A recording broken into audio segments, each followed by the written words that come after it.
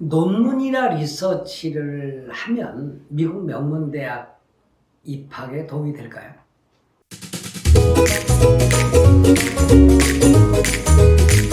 미래연구소장 이강렬 박사입니다. 10년 전쯤에 국내 고등학교에 소논문 쓰기가 유행인 적이 있었어요. 그때 국내 대학의 입시 전형에 하는 입학사정관제, 입사정제라고 그랬죠.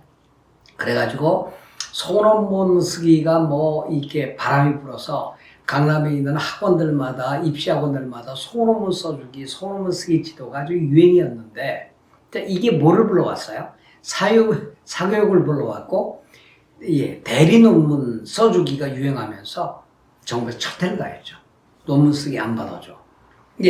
그랬는데, 이제 지금 국내 입시에서는 아예 논문을 제출할 수 없게 돼 있죠. 근데 이제 많은 분들이 이제 저한테 상담을 하거나 컨설팅을 받으면서 이런 연락을 해옵니다. 박사님, 논문이나 리서치가 미국 명문대학 입시에 도움이 될까요? 네, 결론적으로 말하면 도움이 됩니다. 상위권 대학의 경우에 우수한 논문을 쓴다면 유리한 고지를 점할 수 있습니다. 미국의 명문대학인 아주 상권 명문대학이죠. MIT나 혹은 에머스트, 하버드의 경우에도 논문이나 리서치를 업로드할 수 있게 돼 있어요.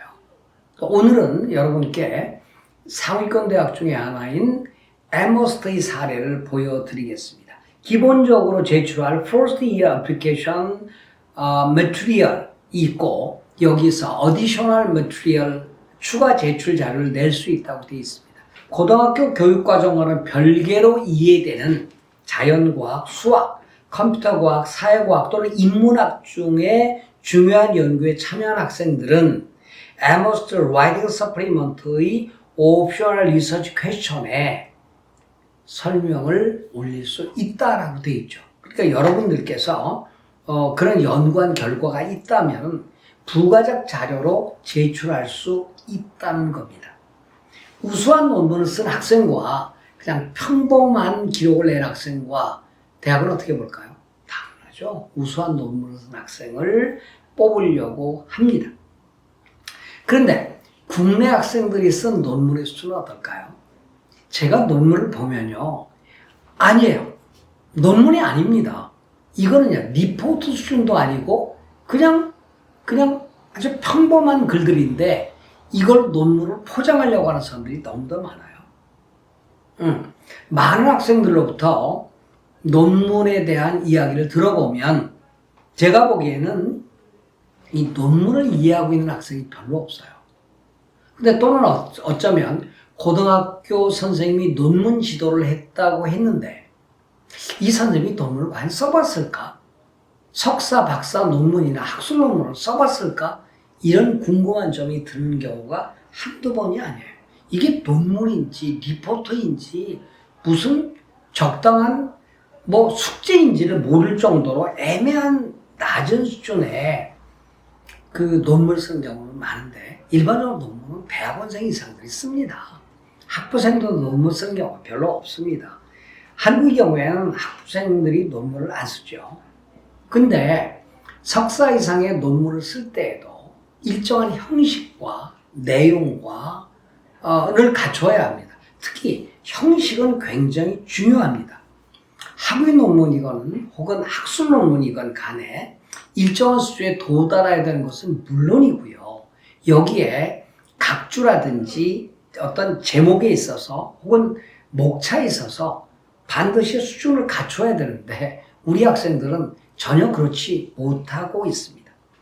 논문이란 어떤 주제에 대해서 저자가 자신의 학문적 연구 결과나 의견, 주장을 논리에 맞게 풀어서서 일관성 있고 일정한 형식에 맞추어서 체계적으로 쓴 글을 말합니다.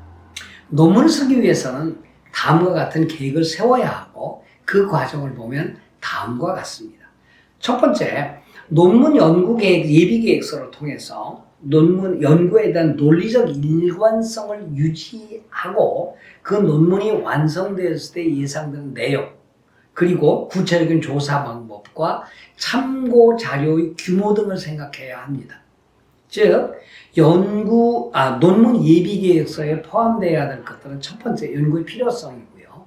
두 번째는 연구의 목적이고요. 세 번째는 연구의 의의, 즉 기여도를 말하고요. 네 번째는 이론적 배경, 다섯 번째는 가설의 설정과 여섯 번째는 기대되는 결과, 그리고 참고 문헌이 있어야 됩니다. 근데 요즘에는 작은 논문, 한 20페이지 정도의 그 논문들에서는 각주를 달지 않습니다. 그냥 참고 문헌만 뒤에 쭉 쓰면 됩니다. 논문의 요건을 갖추기 위해서는 주제와 연구 방법, 결과의 독창성이 있어야 합니다. 즉 독창적이어야 한다는 얘기죠. 남의 거를 베끼거나 이미 다 나와 있는 내용을 논문으로 쓰면 그건 논문이 아닙니다. 그리고 무엇무엇에 관한 조사 이런 것들은 논문이 아니고 단순한 조사 리포트 정도입니다. 그런데 많은 분들이 그걸 논문으로 내놓죠.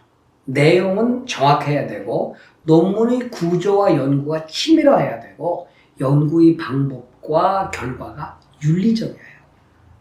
근데 전혀 그렇지 못해요. 근데 이 논문을 지도하는 고등학교 선생님들이 이 논문을 써본 분들인가, 논문에 대해서 제대로 알고 있는가는 거죠. 어쩌면 석사 논문이나 학술 논문을 한 번도 안 써본 분들이 아닐까라는 생각을 하고, 처음 논문을 쓰는 분들을 위해서 제가 인터넷에서 좋은 자료를 하나 발견했어요. 처음 논문을 쓰는 학생을 위한 논문 작성법인데 어떤 분이 썼는데 꽤 잘 썼어요. 그래서 여러분 유튜브를 통해 소개해드리니까 여러분들께서 그 자료에 한번 들어가 보시기 바랍니다. 또 하나는 논문을 써서 그냥 나만 보는 게 아니라 이게 퍼블리케이션이 돼야 합니다. 즉 발행을 해야 된다는 얘기죠. 많은 학생들이 지난번에 정치인 조모 씨의 그 자녀의 논문이 많이 문제가 돼가지고 학술지라든지 이런 데서는 고등학교 학생의 논문을 안 실어주려고 합니다. 그래서 저희 미래교육소가 10년 전에 동아대학교 이학춘 교수를 비롯해서 여러 교수들과 협의해서 논문집을 만들었어요. 그게 발상의 전환이라는 논문집이고요. 영어로 Creative and Critical Thinking이라고 하는 논문집인데 매년 발간을 하고 있고요. 많은 학생들이 논문을 내고 있는데 그냥 덜렁 씌워주질 않아요. 전문가 교수 3분의 엄격한 심사를 거쳐서 게재 가 이상이 2번이 될 경우만 씌워주고요. 어떤 경우엔 게재 불가도 됩니다. 2번 이상이 게재 불가면 게재 안 돼요.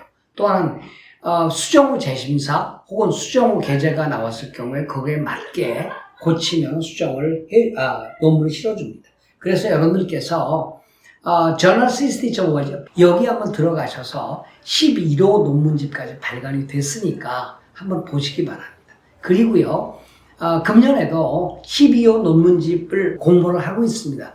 여러분 논문을 제대로 쓴 학생이라면 투고를 하시면 전문가들이 심사를 해서 합격을 하면 게재해 드립니다. 물론 약간의 게재비와 심사비를 받습니다. 왜? 심사하는 분들에게 심사 수고료를 드려야 되기 때문에 그 점 참고하셔서 발상의 전환 12호 논문 게재해 주시기 바랍니다.